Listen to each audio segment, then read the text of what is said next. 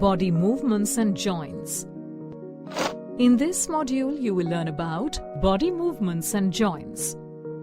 You do different exercises in your yoga classes at school. For doing these exercises, you do different types of movements. For example, moving your arms and legs, forward bending, shoulder rotation, and many more. You can do these movements easily because your body is flexible. Such flexibility in our body is due to the presence of joints. Do you know what a joint is? Well, a joint is actually a place where two bones are joined together. Press your hand against your knee, shoulder, or your fingers. You can feel your joints there.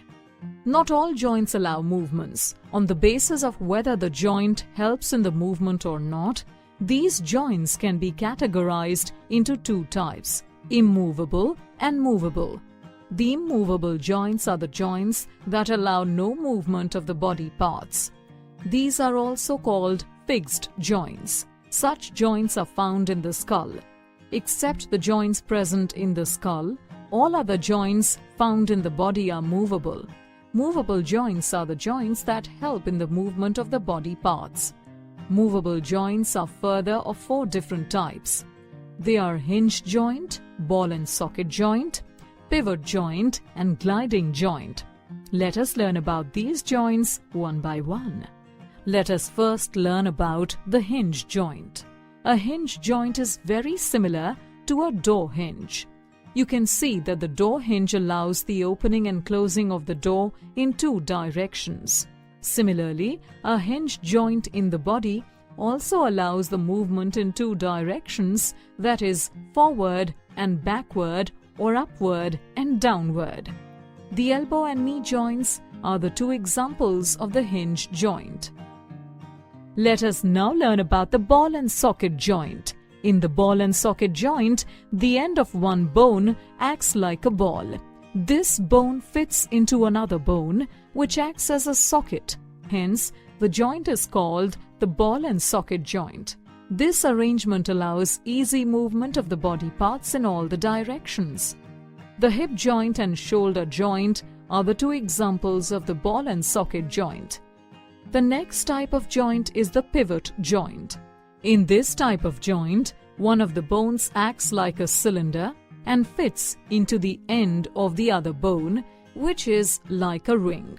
Hence, the first bone rotates inside the ring and allows easy movement of the body part in different directions.